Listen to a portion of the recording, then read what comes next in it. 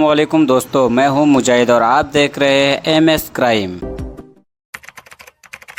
25 अगस्त 2022 को मुंबई के अंधेरी में रहने वाली 15 वर्षीय वंशिता राठौर अपने घर से स्कूल जाने की बात कहकर निकली थी।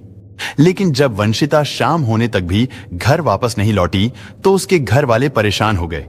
इसके बाद घबराए माता पिता ने वंशिता को आसपास के इलाके में भी तलाश किया, लेकिन फिर भी उसका कुछ पता नहीं चला और आखिर थक हार कर उन्होंने पुलिस स्टेशन जाकर लड़की के लापता होने की रिपोर्ट दर्ज कराई। उनकी दी गई तहरीर के आधार पर अंधेरी पुलिस ने अपहरण का केस दर्ज कर लिया। अपहरण का केस इसलिए दर्ज किया गया था क्योंकि लापता लड़की नाबालिग थी। और फिर 26 अगस्त को यानी एक दिन बाद नया गांव के लोगों की नजर रेलवे स्टेशन के करीब झाड़ियों में एक सूटकेस पर पड़ी। वो सूटकेस जिस तरह से उस जगह पर पड़ा हुआ था, उसे देखने से ही लग रहा था कि शायद इसमें कुछ तो गलत है। और जब उन्होंने थोड़ा पास जाकर देखा तो उन्हें सूटकेस से दुर्गंध आने लगी। इसके बाद वहां पर मौजूद लोगों ने तुरंत नया गांव रेलवे पुलिस को सूचना दी। क्योंकि ये मामला हत्या का था, इसलिए नया गांव रेलवे पुलिस ने तुरंत फोन करके अंधेरी पुलिस को इसकी सूचना दे दी। इसके बाद पुलिस ने मौके पर पहुंचकर सूटकेस के अंदर से एक लाश, एक स्कूल ड्रेस और एक कंबल अपने कब्जे में ले लिया। इसके बाद शव को पोस्टमार्टम के लिए भिजवा दिया गया। साथ ही पुलिस ने उस स्कूल ड्रेस की जांच करके स्कूल के बारे में भी पता लगा लिया। इसके बाद पुलिस ने उनको फोन करके थाने में बुलाया। जिस लड़की के घर वालों ने 25 तारीख को अपनी बेटी की गुमशुदगी की रिपोर्ट लिखाई थी, पुलिस ने उन्हें बताया कि हमें एक लड़की की लाश मिली है, इसलिए आप यहां आकर इस लाश की शिनाख्त कर लीजिए कि कहीं ये आपकी बेटी की लाश तो नहीं है। इसके बाद वंशिता के घर वाले दिल को कड़ा करके पुलिस के पास पहुंचे। वहां से उन्हें पोस्टमार्टम हाउस ले जाया गया। उन्होंने देखते ही पहचान लिया था कि ये उनकी 15 साल की बेटी वंशिता की ही लाश है, जो एक दिन पहले स्कूल जाने के लिए घर से निकली थी। वंशिता के माता पिता का रो रो कर बुरा हाल था।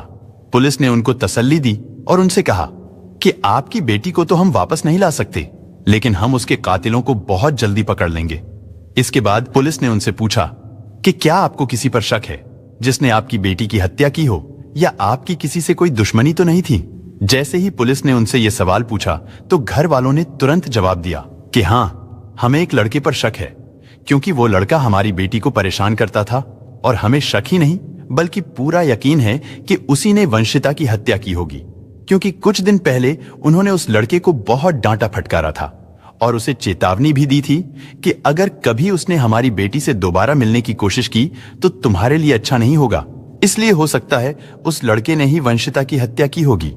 उन्होंने पुलिस को बताया कि उस लड़के का नाम संतोष मकवाना है। साथ ही लड़की के घर वालों ने पुलिस को संतोष का मोबाइल नंबर भी दे दिया और उसके घर का एड्रेस भी बता दिया था। इसके बाद पुलिस ने संतोष मकवाना के बारे में और ज्यादा जानकारी जुटाने की कोशिश की। साथ ही पुलिस की एक टीम ने संतोष मकवाना के घर पर छापा मारा, लेकिन संतोष वहां पर नहीं था और जो नंबर वंशिता के घर वालों ने पुलिस को बताया था वो नंबर भी स्विच ऑफ आ रहा था। ये तो जाहिर सी बात है, जो सस्पेक्ट है वो बचने के लिए अपना मोबाइल तो स्विच ऑफ ही रखेगा। और पुलिस के लिए ये एक बड़ा झटका था, क्योंकि पुलिस को ये समझ में नहीं आ रहा था कि जब उसका मोबाइल भी स्विच ऑफ है तो ऐसे में संतोष को कैसे पकड़ा जाए और कैसे उस तक पहुंचा जाए। यानी अब मुंबई पुलिस के सामने एक बहुत बड़ा चैलेंज था। इसके बाद पुलिस ने उस मोबाइल नंबर को सर्विलांस पर लगा दिया, ताकि अगर वो मोबाइल किसी समय किसी भी जगह पर ऑन हो तो उसके बारे में पुलिस को तुरंत जानकारी मिल जाए। और फिर पुलिस के इस प्रयास का परिणाम बहुत जल्दी सामने आ गया। 27 अगस्त को पुलिस ने देखा कि संतोष का मोबाइल केवल 10 सेकंड के लिए ऑन हुआ था। जैसे ही पुलिस को पता चला कि मोबाइल ऑन हुआ है तो पुलिस ने तुरंत ये पता लगाया कि ये मोबाइल फोन किस जगह ऑन हुआ था। लेकिन जब पुलिस ने सर्विस प्रोवाइडर से और दूसरे रिसोर्सेज से पता किया कि ये फोन नंबर कहां पर ऑन हुआ है, तो उन्होंने बताया कि ये फोन मुंबई में नहीं बल्कि गुजरात की राजधानी अहमदाबाद में है। इसके बाद ये पता लगाया गया कि अहमदाबाद में किस जगह है और उसके टावर की लोकेशन क्या है। पुलिस को पता चला कि अहमदाबाद में रेलवे स्टेशन का जो टावर है, उस टावर से ये मोबाइल फोन मात्र 10 सेकंड के लिए कनेक्ट हुआ था और फिर स्विच ऑफ हो गया था। लेकिन जब ये फोन ऑन हुआ था तो वो 5:20 का समय था। अब पुलिस को लगने लगा था कि हो सकता है संतोष मकवाना और विशाल ये दोनों किसी ट्रेन में बैठकर मुंबई से अहमदाबाद पहुंचे हों और अहमदाबाद में ही उतरकर कहीं छिपने की कोशिश कर रहे हों। इसके बाद नया गांव पुलिस ने अहमदाबाद पुलिस से संपर्क किया।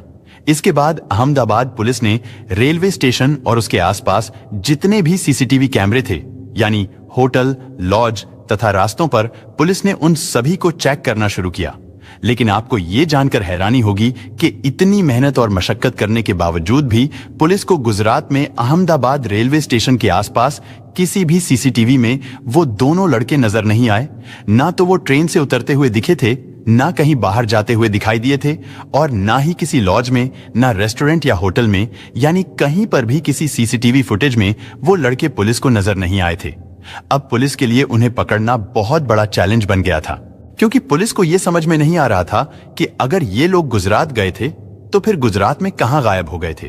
खैर, पुलिस भी पूरी मेहनत और ईमानदारी से जांच कर रही थी। जांच करते हुए पुलिस इस नतीजे पर पहुंची कि उस समय वसई से एक ट्रेन अहमदाबाद से होते हुए राजस्थान की ओर जाती है। वो ट्रेन बेंगलुरु कर्नाटक से चलती है, इसीलिए हो सकता है वो दोनों लड़के उसी ट्रेन में सवार होकर गुजरात से होते हुए राजस्थान की ओर निकल गए हों। क्योंकि सुबह जब संतोष का मोबाइल फोन 10 सेकंड के लिए स्विच ऑन हुआ था, वो समय उस ट्रेन के अहमदाबाद में रुकने का समय था।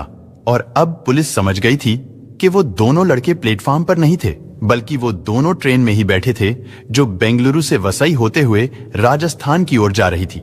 जब ये ट्रेन कुछ देर के लिए अहमदाबाद में रुकी थी तो इत्तेफाक से उसी समय संतोष का मोबाइल फोन 10 सेकंड के लिए ऑन हो गया था।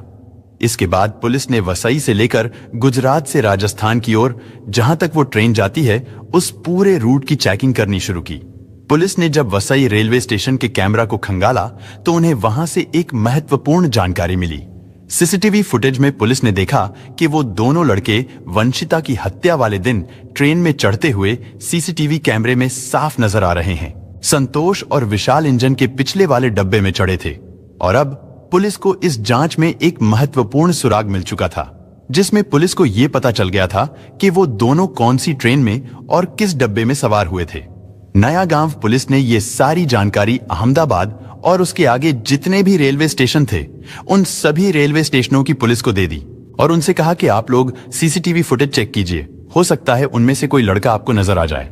उस इलाके में जितने भी रेलवे स्टेशन थे, पुलिस वहां के सीसीटीवी कैमरा को चेक करती रही, लेकिन काफी कोशिश करने के बावजूद भी कोई फायदा नहीं हुआ। फिर मुंबई पुलिस ने सोचा कि आखिर ये दोनों लड़के अहमदाबाद गुजरात से राजस्थान की तरफ क्यों गए हैं, ये किसी और दिशा में क्यों नहीं गए। जब पुलिस ने इस एंगल से जांच की तो पुलिस को पता चला कि संतोष मकवाना, यानी जिस पर हत्या का आरोप है, उसकी दादी अहमदाबाद से 146 किलोमीटर दूर पालनपुर में रहती है। पुलिस को जब ये जानकारी मिली तो पुलिस को यकीन हो गया था कि हो ना हो वो दोनों पालनपुर रेलवे स्टेशन पर ही उतरे होंगे। इसके बाद पुलिस ने पालनपुर रेलवे पुलिस से संपर्क किया। मुंबई पुलिस ने उनसे कहा कि आप एक बार सीसीटीवी फुटेज चेक कीजिए और अगर वो दोनों लड़के आपको नजर आ जाएं तो इसकी जानकारी हमें दे। इसके बाद Palanpur railway police CCTV footage को चेक करती है, लेकिन वहां के किसी भी सीसीटीवी में ये दोनों लड़के ट्रेन से नीचे उतरते हुए दिखाई नहीं दिए।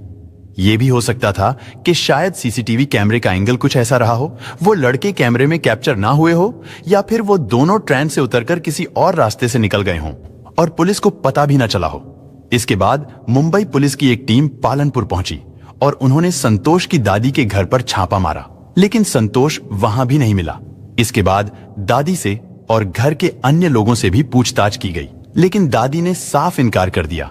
बल्कि दादी उल्टा पुलिस वालों से ही पूछने लगी कि क्या बात हो गई है, हमें तो कुछ पता ही नहीं है और ना ही संतोष यहाँ आया है।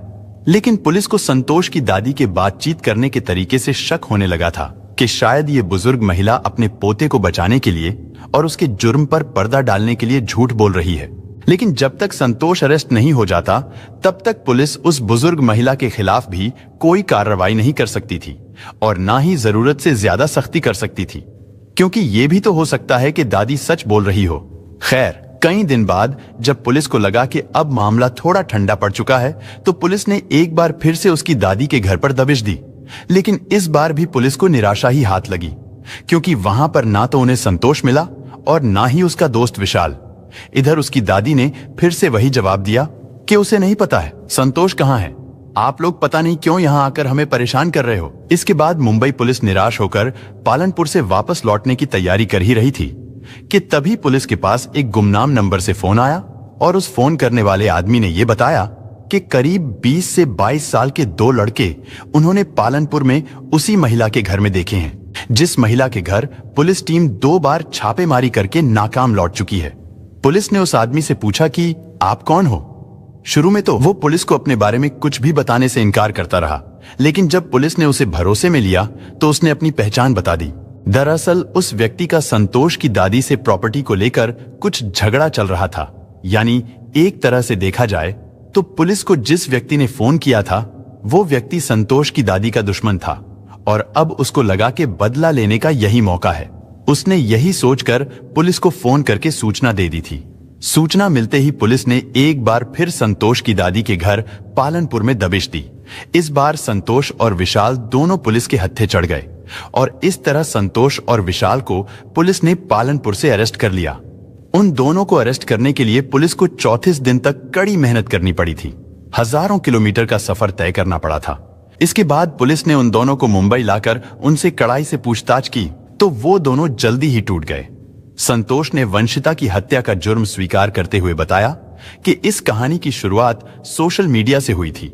ऐसे ही सोशल मीडिया प्लेटफॉर्म पर 15 साल की वंशिता की मुलाकात संतोष से हुई, क्योंकि वंशिता और संतोष दोनों ही मुंबई के रहने वाले थे। वंशिता की सोशल मीडिया पर हर दिन संतोष से बातें होती थीं। इसी तरह बातचीत और चैटिंग करते करते वो दोनों बहुत अच्छे दोस्त बन जाते हैं और फिर धीरे धीरे वंशिता संतोष मकवाना से प्यार करने लगती है। इसके बाद वो एक दूसरे से मिलने लगे थे। संतोष के दोस्त विशाल का घर जुहू में था और उसी घर में संतोष अक्सर अपनी गर्लफ्रेंड वंशिता राठौर के साथ जाता था और दोनों वहां पर एक साथ समय बिताते थे। फिर दोनों अपने अपने घर वापस चले जाते थे और ये सिलसिला पिछले कई महीनों से चल रहा था। इसी बीच एक दिन वंशिता के घर वालों ने संतोष और वंशिता को एक साथ कहीं जाते हुए देख लिया, जिसकी वजह से वंशिता के परिवार वाले आग बबूला हो गए। उन्हें लगता था कि उनकी बेटी को संतोष ने बहका दिया है और बहला फुसलाकर उसे अपने साथ लेकर घूम रहा है। तो इस बात पर लड़की के घर वाले बहुत गुस्सा हो गए, जिसके चलते उन्होंने संतोष की अच्छी तरह पिटाई कर दी और उसे बहुत जलील भी किया, और वो भी उसकी गर्लफ्रेंड वंशिता के सामने। उस दिन संतोष खून का घूंट पीकर रह गया था, लेकिन उसने मन ही मन सोच लिया था कि वो इस अपमान का बदला जरूर लेकर रहेगा। इधर वंशिता ने भी अब उससे पूरी तरह से दूरी बना ली थी। ना तो अब वो उससे मिलने आती थी और ना ही उससे फोन पर बात करती थी, जिसकी वजह से संतोष और भी ज्यादा परेशान हो गया था। इसके बाद संतोष अपनी गर्लफ्रेंड वंशिता से आखिरी बार मिलने को कहता है कि प्लीज मुझसे आखिरी बार मिल लो। संतोष ने कहा कि मैं जानता हूं तुम्हारे घर वालों ने तुम पर पाबंदी लगा दी है, मेरे साथ भी तो उन्होंने मारपीट की थी, लेकिन फिर भी मैं चाहता हूं कि हमारा प्रॉपरली ब्रेकअप हो। वंशिता मिलना तो नहीं चाहती थी, लेकिन जब संतोष बहुत ज्यादा दबाव बनाने लगा तो वंशिता मान गई कि ठीक है, मैं आखिरी बार तुमसे मिलने के लिए आती हूं, लेकिन यह आखिरी बार होगा क्योंकि मैं अपने परिवार वालों के खिलाफ नहीं जा सकती। उधर वंशिता के घर वाले अपनी बेटी को ढूंढ रहे थे, क्योंकि वंशिता स्कूल जाने के लिए घर से निकली थी। इधर संतोष उसे अपने दोस्त विशाल के जुहू वाले घर पर लेकर आ जाता है, जहां वो पहले भी मिला करते थे। इसके बाद संतोष वंशिता को मनाने की बहुत कोशिश करता है, लेकिन वंशिता हर बार एक ही जवाब देती है कि वो अपने घर वालों के खिलाफ नहीं जा सकती।